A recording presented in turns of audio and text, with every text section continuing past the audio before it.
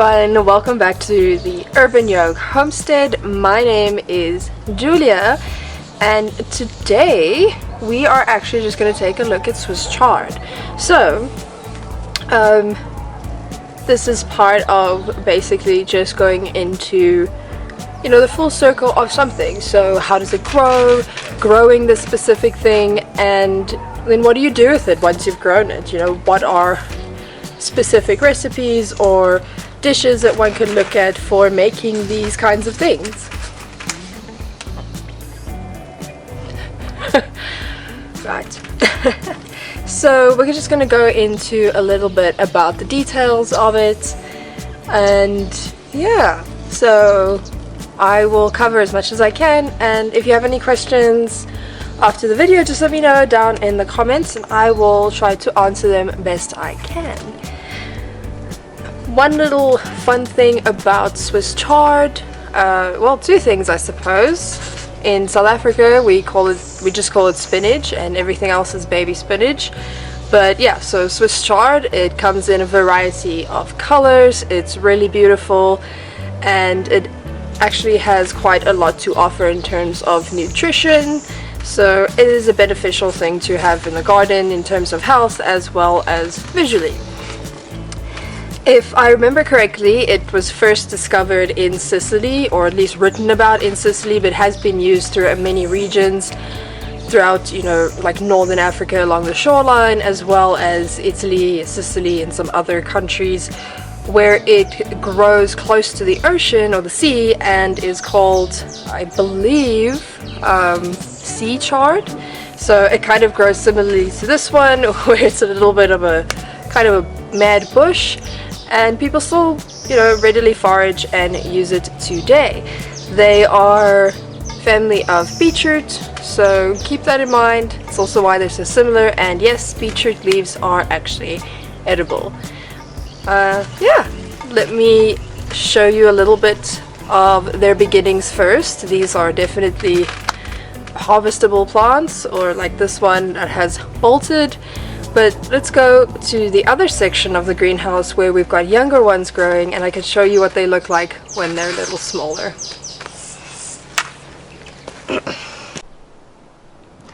So here we have a much younger plant. This is essentially a little bit bigger than a seedling. It's the oh gosh, what is it called? I can't remember exactly the name, but I will get it for you and put it up on the screen so you can see. We have it growing here in between a bunch of the brassica that will eventually come down, so it can take up this space. You can see the young leaves are really small.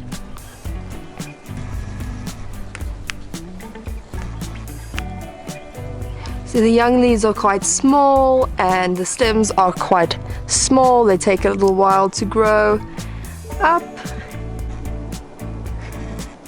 We have another one over here. You can just see through the brassica leaves. It's actually quite adorable.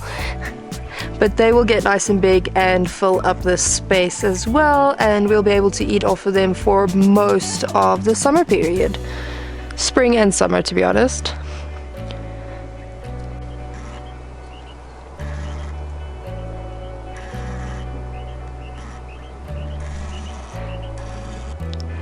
As the chard matures, you can see that the leaf gets a bit more frumpled and the stem gets a bit thicker, and it's able to stand up a little bit better, a little bit stronger. This is where a lot of that dense nutrition exists, and it's very, very tasty, at least for me.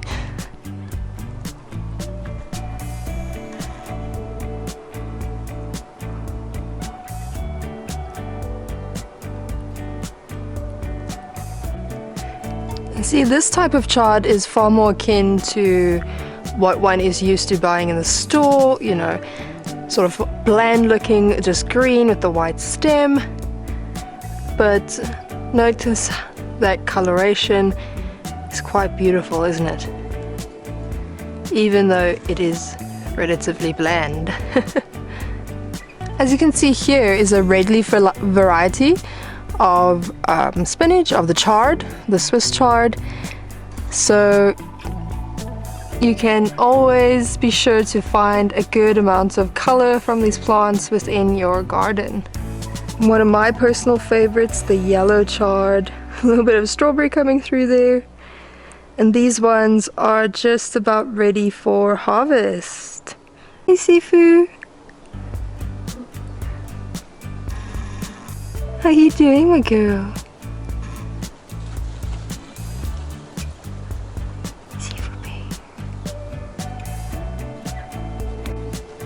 Right, so what we're looking at here is when the chard or spinach decides to bolt, and what that essentially means is that it's going to flower.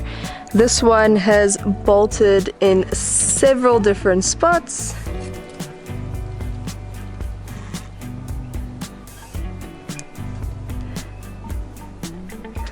It is quite a large plant though, and it is at least 2 seasons old, so I'm surprised it lasts this long without bolting. And I'm looking forward to getting some seeds from this beautiful plant.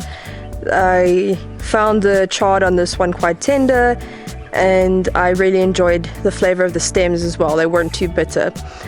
So yes, bolting basically means that they flower, and when it's too hot, they bolt. Chard simply doesn't like too much heat. They prefer when it's cool, not very cold, rather cool. You know, like an autumn sort of kind of weather, or spring. And yeah, so remember that. Bolting is basically just going to seed or going to flower. Alright guys, so you know a little bit about them. Basically, you know, I think it's a really good plant to start with. It adds a lot of value to your kitchen. We'll get into how you can use it in the kitchen a little bit later. And you know what bolting is. I mean, the essentials of growing a leafy green, particularly chard, is just putting it in the ground. Put a seed in the ground, or even get a seed start. It's completely fine, whatever you want to do to be able to start growing this specific thing.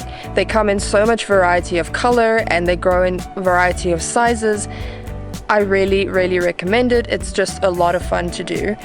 I would suggest that you grow them, you know, towards a cooler season, so towards the end of summer, and let them grow into the autumn time, or you start them just before spring and you let them grow within the springtime, and just eat off of them as long as you possibly can. Alright, so if you have any questions, like I said, do ask them down below. I will answer them best I can. For now, I'm going to go ahead and harvest what we have already, or that's ready to harvest, and we will use that in the kitchen, and I will show you exactly what we're going to do there.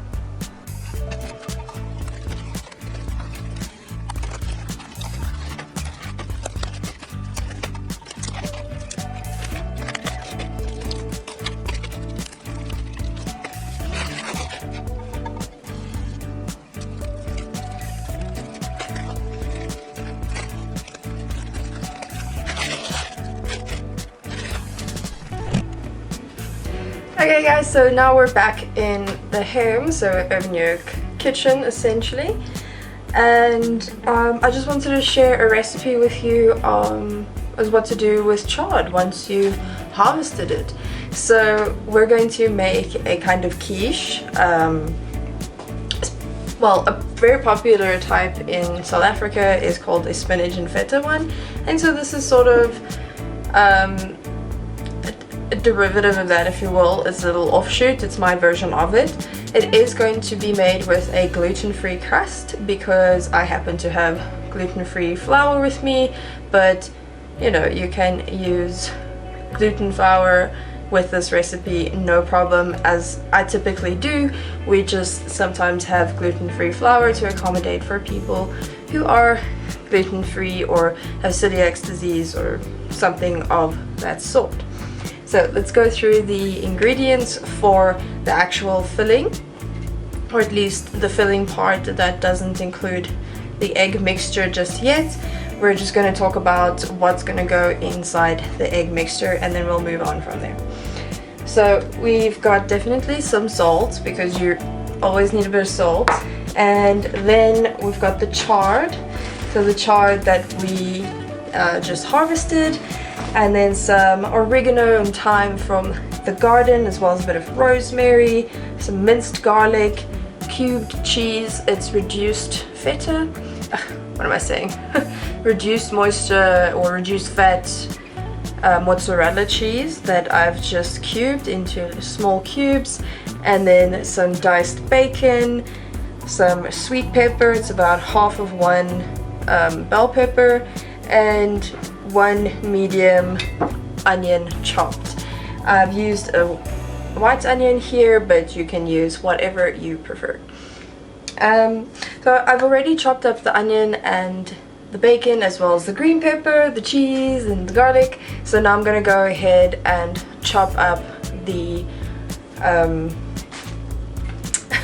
the chard. Sorry about that. Yeah, so what I'm going to start with actually is just chopping the stems, and I'm going to cook the stems along before time along with the onions and red pepper. So the stems just need a little bit more time to cook than the actual leafy part. So we're going to cut the stems off and chop that up, and then get started on cooking the filling ingredients.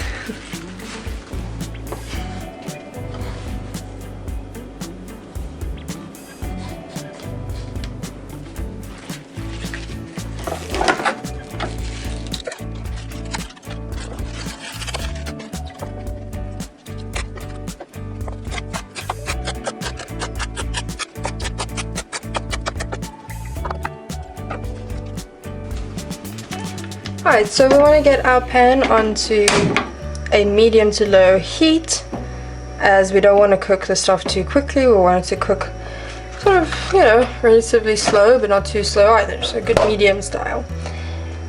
In terms of the fat that I'm going to be using, I'm going to be using ghee. I think a dairy-based fat when you're cooking eggs is generally a good idea, but you can still use oil or whatever else you have at hand.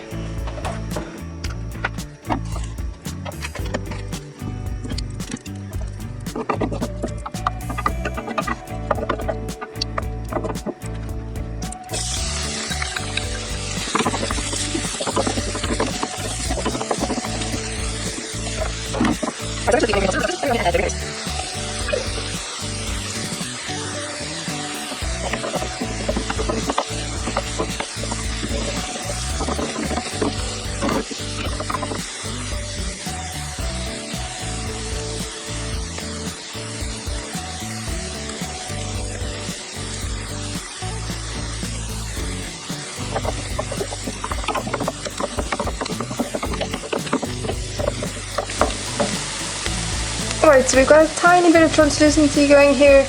I'm going to grab the red pepper, or the sweet pepper essentially, and then the stems that we chopped up from the chard.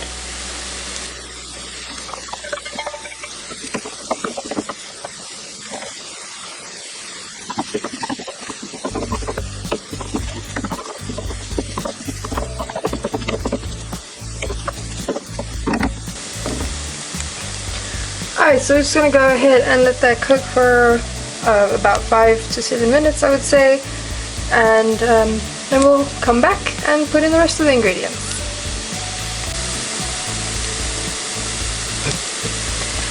Okay, so it's been cooking for about 5 minutes or so, and I'm sure you can see the color has seeped out quite a lot, so it's become just like this weird, like orangey yellow sort of mishmash. It's looking really fabulous, smelling amazing, and now we get to add in the bacon.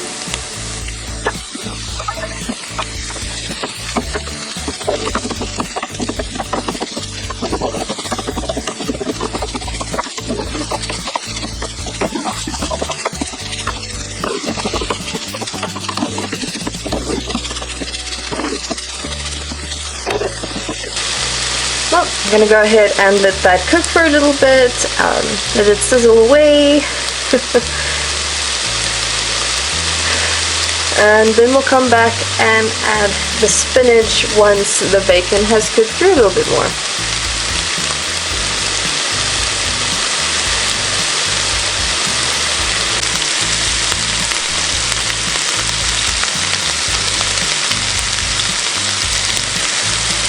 Okay, so we got this sizzling away nicely, and we got a little bit of color on the bacon.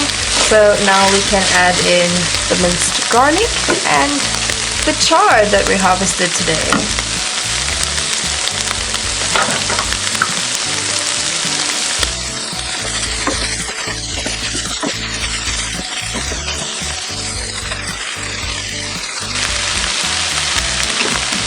So this is not all the chard from the harvest, it's probably about half of it. The other half I'm saving for another recipe. I'm sure this looks like quite a lot, taking up a lot of the pan, but remember that these leafy sort of things cook down quite a lot.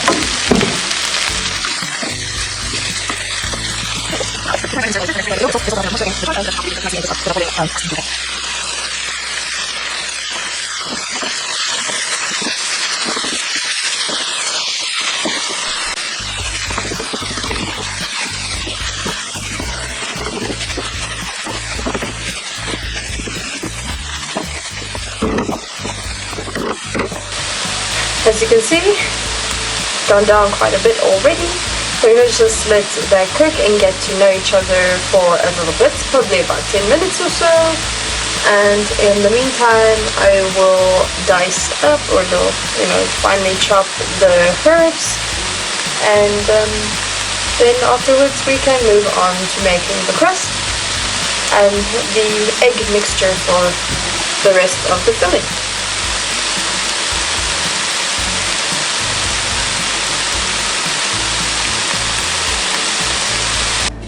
Okay, so before we jump into actually making the crust, you probably want to put your oven on to about 180 to 190 degrees Celsius.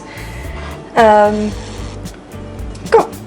So let's get on to actually making the crust. You're going to need flour, ghee or butter, and an egg.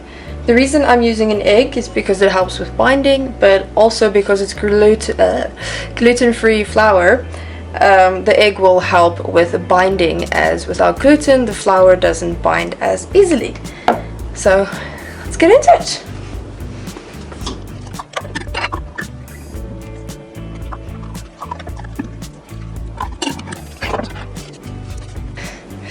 Okay, so we've got our flour here, and the first thing that we're going to do is actually just start by crumbling in butter, or in this case I'm going to be using ghee. So at this point I've done it mostly by feel, and I do urge you to look up an actual recipe for the crust, but it's more or less 2 cups of flour, and I kind of just see how I go with it from there. I do it by eye. Unfortunately, I just don't know how to cook any other way. That's just how I do things. Okay, so I'm going to put a few dollops of ghee in here.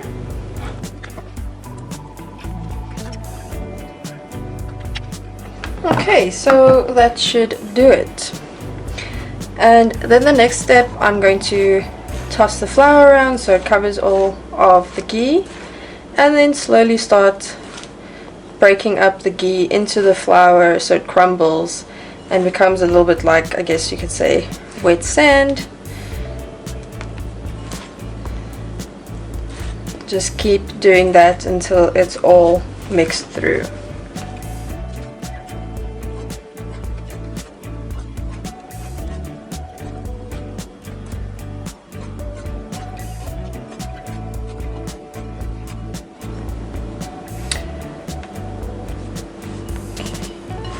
Looks like we are almost there.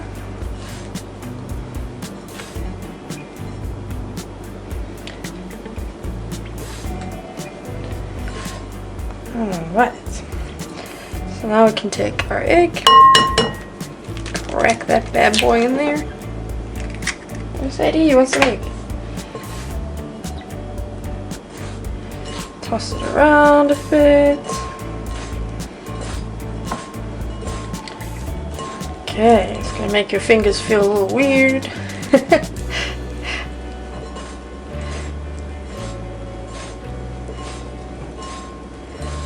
Okay, now I can start bringing the dough together.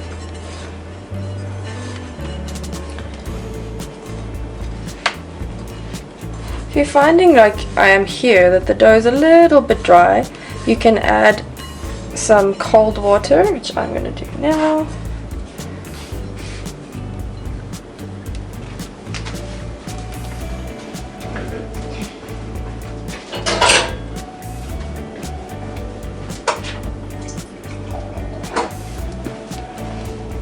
And really just like a teaspoon and a half.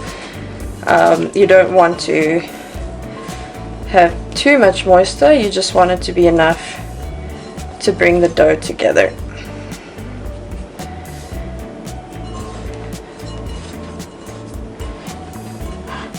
With your gluten flours, this is definitely a lot easier because of the gluten. It just kind of binds a lot quicker and a lot easier. So as you can see, the gluten-free flour is quite crumbly, and it takes quite a bit more to get it to stay together.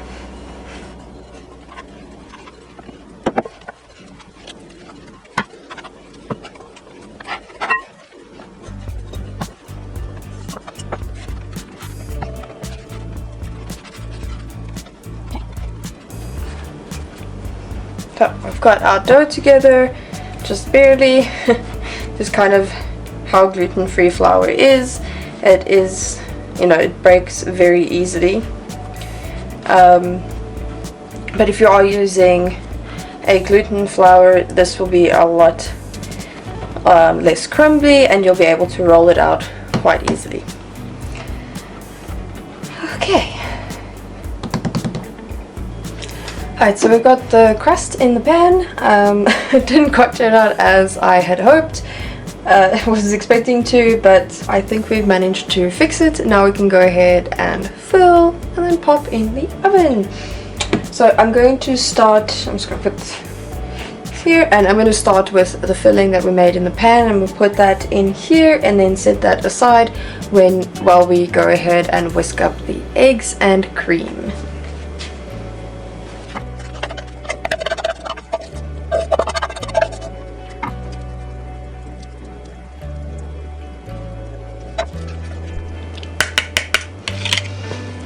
Okay, so here we've got cream and eggs, and then the herbs from the garden all nicely chopped up. We're just going to let that fill there.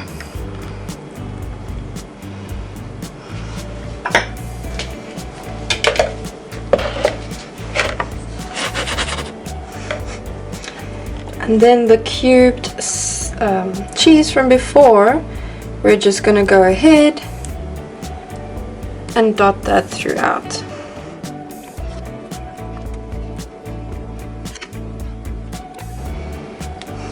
Cool. Now she's ready for the oven. I don't know, about 40-45 minutes, and she should be ready for dinner.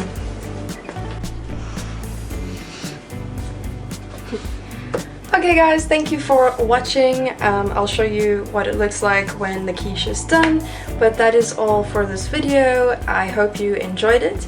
If you have any questions, please let me know, and we'll see you in the next video. Ciao!